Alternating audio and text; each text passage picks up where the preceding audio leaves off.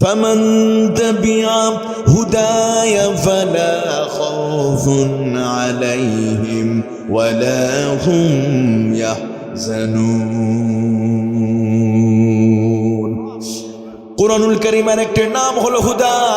ওই হুদা নামক কিতাবটি যদি ব্যক্তি সমাজ রাষ্ট্র জীবনে কোরআনের নীতিমালা দিয়া যদি তোমরা চলতে পারো রে বান্দা, ইউনুসের কাছে যাওয়া লাগবে না, আব্রাহাম লিঙ্কনের কাছে যাওয়া লাগবে না, লেনিনের কাছে যাওয়া লাগবে না। আমি এই কোরআনটা দিয়া এই জনপদকে জান্নাতের বাগানে পরিণত করে দেব। ফামান তাবিআ হুদায়া ফালা খাউফুন আলাইহিম ওয়ালা হুম ইয়াহজানুন।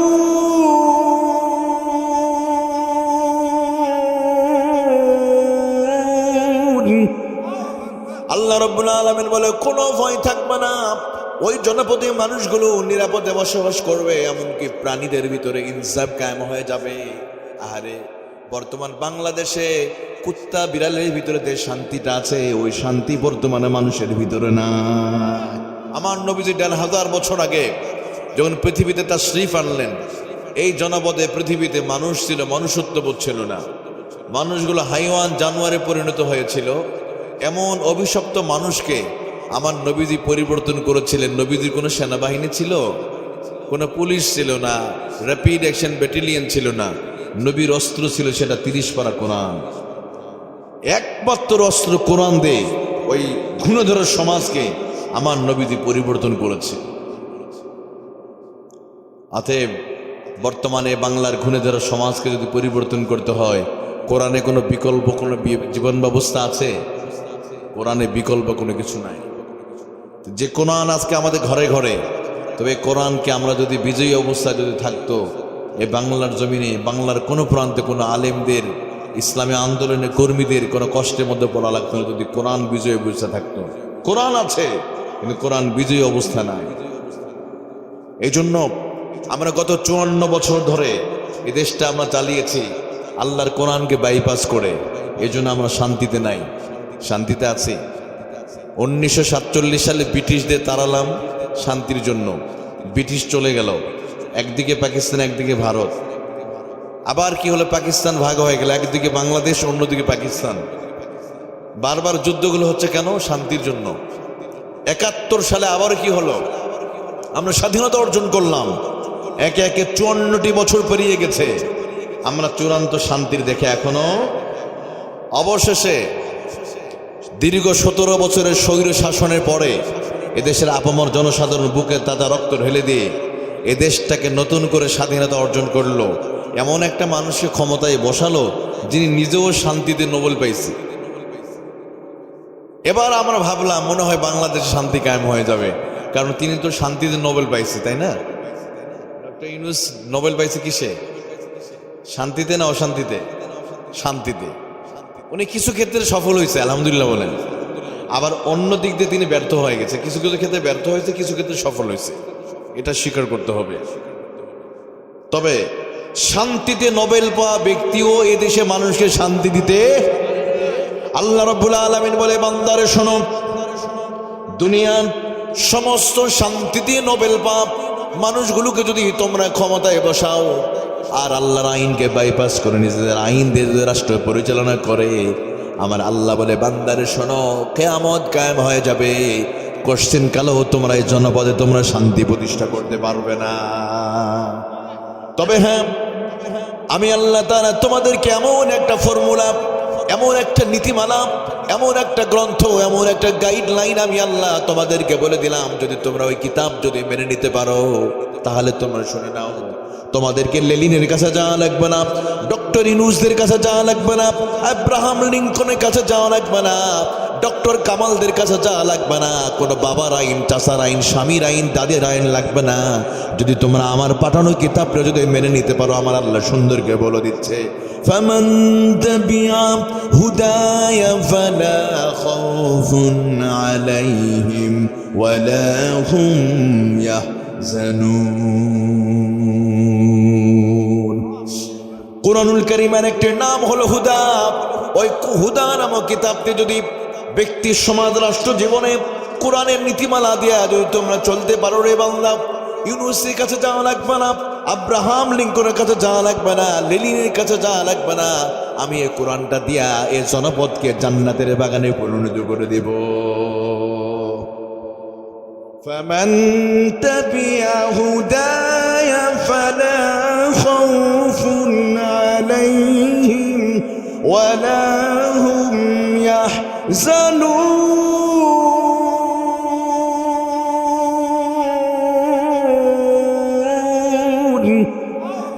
আল্লাহ রাব্বুল আলামিন বলে কোনো ভয় থাকবে না, ওই জনপদে মানুষগুলো নিরাপদে বসবাস করবে, এমনকি প্রাণীদের ভিতরে ইনসাফ কায়েম হয়ে যাবে। আরে বর্তমান বাংলাদেশে কুত্তা বিড়ালের ভিতরে যে শান্তিটা আছে, ওই শান্তি বর্তমানে মানুষের ভিতরে না। এই চাঁদপুর মতলবের ভিতরে একটা কুকুর কুকুরকে মার্ডার করে না, বিড়াল বিড়ালকে হত্যা করে না, মুরগি মুরগিকে হত্যা করে না, কিন্তু মানুষ মানুষকে জবাই করে টুকরো টুকরো করে ফেলে দেয়। কিন্তু কখনো শুনেছেন চাঁদপুরের পাশে চলে যান আপনি মেঘনা নদীতে, মেঘনা যমুনা নদীর অথয় জলরাশির নিচে কত মৎস্যগুলো মাছ আছে, দেখবেন মাছের মধ্যে কোনো মারামারি নাই, কোনো মাথা ফাটাফাটি নাই, আছে নাকি? মেঘনা নদীর মাছ যমুনা নদীর মাছের মাঝে কোনোদিন ঝগড়া হলো না। আকাশের দিকে যদি তাকাই, ওই আকাশে শান্তি আছে। চন্দ্র সূর্য কোনোদিন মারামারি করলো না, চন্দ্র সূর্যের মাঝে কোনো মারামারি নাই, হল দখল নাই, পিকেটিং নাই, কোনো হরতাল নাই, মারামারি নাই। তার মানে আকাশে শান্তি আছে, অথই জলরাশির নিচে ওই প্রাণীদের মাঝে শান্তি আছে, কুত্তা বিড়ালের ভিতরে শান্তি আছে। শান্তি কেবল নাই মানুষের ভিতরে। কারণ একটাই, শান্তির কিতাবটাকে আমরা বাইপাস করেছি। গত 54 বছর ধরে আমরা বাবার আইন চাচার আইন দেখলাম। এই জন্য আগামীতে আমাদেরকে পার্লামেন্টে কোরআনে আইন নিয়ে যেতে হবে। কথা ঠিক কিনা? কোরআন আমাদের সলিউশন দিয়ে দেয়। কোরআন বলে দুনিয়ার মানুষরে, ওই মানুষের কাছে যাওয়া লাগবে না, go back to the universal book and prophet Muhammad সাল্লাল্লাহু আলাইহি ওয়াসাল্লাম। তোমরা কোরআনের কাছে, রাসূলুল্লাহর আদর্শের কাছে যদি যেতে পারো, আল্লাহ বলে ওই সমাজটা আমি আল্লাহ জান্নাতের বাগানে পরিণত করে দেব। সুবহানাল্লাহ বলেন না? এই জন্য প্রিয় ভাইরা, কোরআন মানার দরকার আছে। আরো জন্য বলেন, কোরআন কি শুধু ঘরের মধ্যে থাকবে, জুজদানের ভিতরে রাখার জন্য এসেছে? না, কোরআন এসেছে গোটা পৃথিবীটাকে শাসন করার জন্য। আমার নবী এমন একটা সময় আসলেন, আহারে, যে সমাজে মানুষকে জীবন্ত মেরে দাফন করা হতো, যে সমাজে মানুষদেরকে জীবন্ত কবর দেওয়া হতো, মানুষের অধিকার ছিল না মানুষের বেঁচে থাকার অধিকার। এমন একটা সময় কোরআন এসে সমাজটাকে পরিবর্তন করে দিয়েছে। ওই কোরআন এখনো আছে এখানে, কিন্তু সমাজে শান্তি নাই, কারণ আমরা কোরআন থেকে দূরে সরে আছি। আমার বন্ধুগণ, এজন্য এ কোরআন মানতে গিয়ে যদি কোনো বাধার সম্মুখীন হয়, সেই বাধা অতিক্রম করে আমরা একসাথে রক্তের বিনিময় হলো কোরআন প্রতিষ্ঠা আন্দোলনে আমরা সামিল থাকবো ইনশাআল্লাহ। আল্লাহ আমাদের কবুলে মঞ্জুর করুন, এক সকলে বলুন আমিন। আমার বন্ধুগণ, আমি কুরআনুল কারীমের 94 নম্বর সূরা স্টেজে আজকে যত আলোচনা হয়েছে আমি শুনেছি, যে স্টেজে আমার রাসূলুল্লাহ কিনা আলোচনা হবে না, আলোচনা আনকমপ্লিট থেকে যায়। বর্তমান সমাজে আমার নবী কিনে বেশি আলোচনা করা দরকার, তাই না? কারণ আমাদের সমাজটা গুণে ধরে গেছে, নাই কিছু নাই, নাই মানুষের ভিতরে শান্তি। আমাদের ভিতরে সামান্য এই যে সামনে নির্বাচনকে কেন্দ্র করে, নির্বাচন যেহেতু এগিয়ে আসতেছে, আমাদের ভিতরে কেন জানি একটু নিজেদের মাঝে আমাদের সহিংসতার আলামতটাও দেখা যাচ্ছে। কিন্তু আমি একটা কথা বলবো প্রিয় ভাইয়েরা, মনে রাখতে হবে আমাদেরকে একটা জিনিস, আজকে দিন শেষে যখন আপনি মারা যাবেন, আপনার কিন্তু দফনটা হবে এলাকায়, আপনার জানাজা হবে আপনার এলাকায়। আপনার মাইকে যখন ঘোষণা হবে আব্দুর রহমান মারা গিয়েছে, সবাই জানাজায় আসো, তখন কি মাইকে বলা হয় যে অমুক মার্কার মানুষটা মারা গেছে? অতএব সামান্য কয়েকটা দিন নির্বাচনকে কেন্দ্র করে, মার্কাকে কেন্দ্র করে আমরা ভাইয়েরা আমরা মারামারি করব?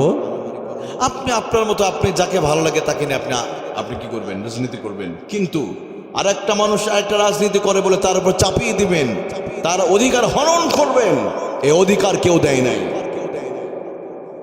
দিন শেষে আমাদেরকে ওই 3.5 হাত কবরে যাওয়া লাগবে। আমি মাঝে মাঝে বুদ্ধিজীবী কবরস্থানের সামনে দিয়ে যেতে হয় আমাদেরকে, কারণ যখন ওইদিকে যাই, মানে বিশেষ করে ময়মনসিংহ ওইদিকে গেলে ওইদিকে যাওয়ার ওভারটেক করতে, এই যে বুদ্ধিজীবী কবরস্থানে কত বড় বড় লিডাররা শুয়ে আছে, যারা একসময় অহংকার দিত মিডিয়ার সামনে, আলেমদেরকে নিয়ে, ইসলামী আন্দোলনকে নিয়ে তারা বাজে কথা বলতো, অথচ এখন মাটির নিচে চুপ করে শুয়ে আছে। এখন কোনো কথা বলছে?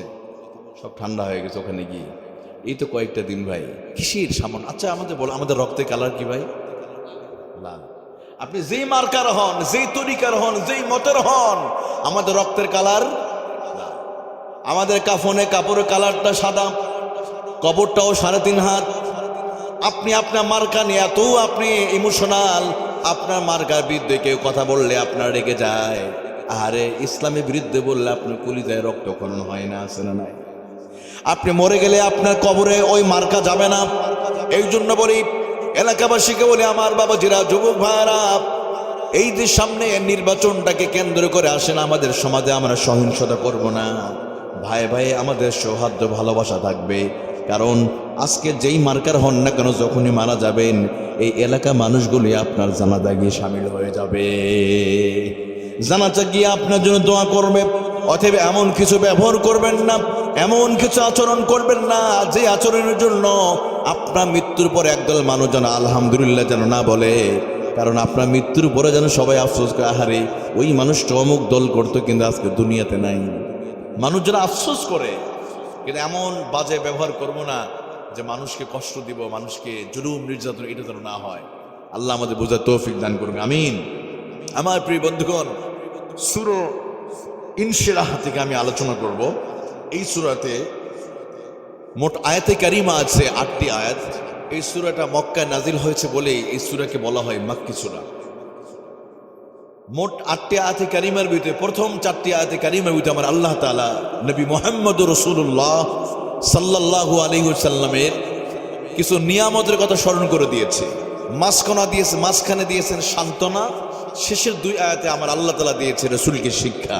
অতএব এই সূরাটা আমি মনে করি বর্তমান সময়ে আমাদের প্রত্যেকের মানে পেটের ভিতর থাকা উচিত, এবং তাফসীরটাও আমাদের আমলে নিয়ে আসা উচিত। চলুন আমরা আলোচনা করব সূরা ইনশিরাহ থেকে। এই সূরাটা নাজিল হয়েছে কোথায়? মক্কাতুল মুকাররমায়। আল্লাহ রাব্বুল আলামিন কুরআনুল কারীমে বলেন, আলাম নাশরাহ লাকা সাদরাকা ওয়া ওয়াদানা আনকা বিসরাক আল্লাযী আনকাযা যাহরাক ওয়া রাফা'না লাকা যিকরাক ফাইন্না মা'আল উসরি ইউসরা ইন্না মা'আল উসরি ইউসরা فإذا فرغت فانصب وإلى ربك فارغب। আল্লাহ রাব্বুল আলামিন বলেন, আলাম নাশরাহ লাকা সাদরাক। ও নবী, আমি আল্লাহ কি আপনার হৃদয়টাকে ইসলামের জন্য কি আমি প্রশস্ত করে দেই নাই? আল্লাযী আনকাযা যাহরাক। ও নবী, আমি আল্লাহ তাআলা আপনার বোঝাকে আমি কি হালকা করে দেই নাই? আল্লাযী আনকাযা যাহরাক, যেই বোঝার কারণে আপনি ভেঙে পড়েছিলেন, আমি সে বোঝা আপনি হালকা করে দিয়েছি। ওয়া রাফা'না লাকা যিকরাক। ও নবী, আমি আল্লাহ তাআলা আপনার নামকে সমুন্নত করেছি, কিয়ামত পর্যন্ত আমি আপনার মর্যাদা বৃদ্ধি করে দিয়েছি। পৃথিবী যতদিন থাকবে ততদিন আপনার নামের জিকির হবে এই পৃথিবীতে। ইন্না মা'আল উসরি ইউসরা। আল্লাহ আরো বলে, বান্দারে শোনো, এটা শুনে রাখতে হবে, সুখের পরে কষ্টের পরে সুখ, কষ্টের পরে স্বস্তি। নবী, আপনার জীবনে কোনো কোনো সময় কষ্ট এসেছে, মনে রাখবেন এই কষ্টের পরে আমি আল্লাহ আপনাদের সুসংবাদ রেখেছি। ফাইদা ফারাগতা ফানসাব ওয়া ইলা রাব্বিকা ফারগাব। অতএব আপনি ওই আল্লাহর জন্য ইবাদতে আপনি মশগুল হয়ে যান, অবসর পাইলেই আপনি আল্লাহ ইবাদতে মশগুল হয়ে যাবেন। ওয়া ইলা রাব্বিকা ফারগাব, আর আল্লাহর দিকে আপনি মনোনিবেশ করুন। এই হলো শাব্দিক অর্থ। এবার চলুন আমার বাবাজিরা ব্যাখ্যার দিকে চলে যায়। আমার আল্লাহ রাব্বুল আলামিন শুরুতেই জানালেন, আলাম নাশরাহ লাকা সাদরাকা ওয়া ওয়াদানা আনকা ওয়িজরাক। আল্লাহ তাআলা শুরুতে বলেন, নবী আমি আল্লাহ তাআলা আপনার হৃদয়টাকে ইসলামের জন্য, মানবতার কল্যাণের জন্য আমি আল্লাহ কি হৃদয়টাকে কে প্রশস্ত করে দেই নাই? আলাম নাশরাহ লাকা সাদরাক।